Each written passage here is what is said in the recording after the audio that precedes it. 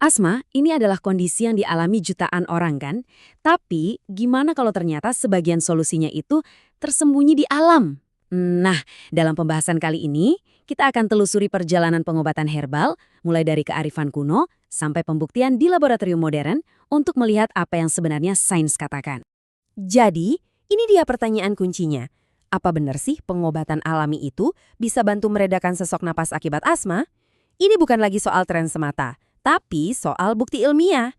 Yuk kita bedah bareng-bareng apa kata penelitian. Oke, kita mulai dengan mundur sejenak ke masa lalu. Jauh sebelum kita kenal yang namanya inhaler modern, selama ribuan tahun, berbagai budaya di seluruh dunia itu udah mengandalkan tumbuhan untuk meredakan kesulitan bernapas loh. Jadi, penggunaan herbal untuk pernapasan itu bukan tren baru, sama sekali bukan. Ini adalah praktek dengan sejarah yang panjang banget. Coba bayangin deh, lebih dari 5.000 tahun yang lalu, manusia itu udah pakai ekstrak tumbuhan. Di Tiongkok kuno misalnya, rebusan tanaman Ephedra sinica jadi andalan buat gejala asma.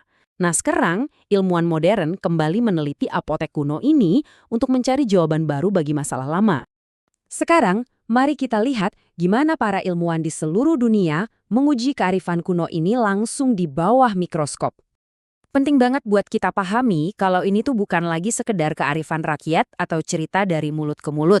Penelitian tentang pengobatan herbal untuk asma kini udah jadi sebuah upaya ilmiah global yang sangat serius, yang melibatkan para peneliti dan institusi paling terkemuka di dunia. Dan skalanya, wah ini masif banget. Sebuah analisis data dari 1 dekade terakhir menunjukkan pusat-pusat riset global di bidang ini, Tiongkok, India, dan Amerika Serikat, itu jadi yang terdepan. Bahkan universitas sekelas Beijing University of Chinese Medicine dan Harvard ikut terlibat. Dan yang lebih menarik lagi, negara tetangga kita seperti Malaysia dan bahkan Indonesia juga makin aktif berkontribusi. Tujuannya cuma satu, membangun jembatan antara tradisi dan sains modern. Tapi penelitian di laboratorium itu bentuknya kayak gimana sih? Biar kebayang, yuk kita bedah satu studi kasus yang sangat menarik tentang senyawa kuat yang namanya polifenol. Apa sih polifenol itu? Gampangnya gini, polifenol itu adalah senyawa alami yang ada di banyak sekali tanaman. Nah, salah satu contoh yang diteliti ini berasal dari tanaman obat Tibet yang disebut Spenceria ramalinana. Senyawa ini udah terkenal banget karena kemampuannya sebagai pelindung, antiinflamasi, dan antioksidan yang kuat. Di laboratorium, para ilmuwan nemuin kalau polifenol ini kerjanya keren banget lewat 3 langkah. Pertama, dia meredakan peradangan. Ini kan biang kerok serangan asma. Kedua, dia memperkuat semacam dinding pertahanan di paru-paru kita.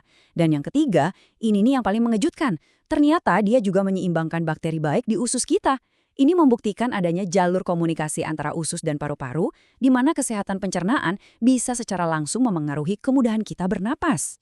Para peneliti sampai menyimpulkan, dan ini saya kutip ya, polifenol ini punya potensi mencegah asma dengan mempengaruhi jalur pensinyalan PI3K-AKT. Kedengarannya rumit ya? Anggap aja ini seperti saklar di dalam sel kita yang ngontrol peradangan. Nah, temuan ini menunjukkan kalau senyawa alami tersebut bisa mematikan saklar pemicu asma di tingkat molekuler. Studi kasus tadi kan ngasih kita gambaran di level mikroskopis. Sekarang, yuk kita lihat gambaran besarnya. Jadi sebetulnya apa aja sih 3 cara utama kerja herbal dalam membantu meredakan asma menurut sains? Para ilmuwan telah mengidentifikasi 3 mekanisme kerja utama. Pertama, efek antiinflamasi yang langsung menargetkan akar masalah peradangan di saluran napas. Kedua, efek bronkodilator yang membantu merelaksasikan otot-otot saluran napas, jadi kita bisa bernapas lebih lega. Dan yang ketiga, efek imunomodulator yang fungsinya itu menenangkan sistem imun kita biar nggak bereaksi berlebihan terhadap pemicu asma. Lantas, apa artinya semua ini bagi masa depan penanganan asma? Nah, ini penting banget untuk menempatkan semua informasi ini dalam perspektif yang benar. Poin paling krusialnya adalah ini. Penelitian ini sama sekali tidak menyarankan untuk mengganti inhaler dengan herbal. Bukan itu. Sebaliknya, masa depan penanganan asma ada pada integrasi. Coba bayangkan terapi alami ini sebagai pendukung yang membantu meredakan peradangan dan gejala sambil kita tetap mengikuti perawatan utama dari dokter.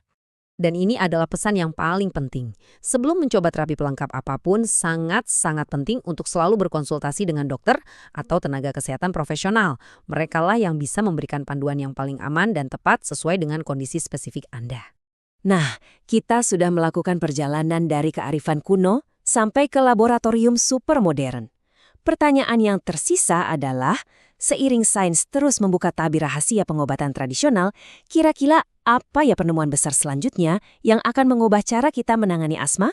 Masa depan kelihatannya sangat menjanjikan.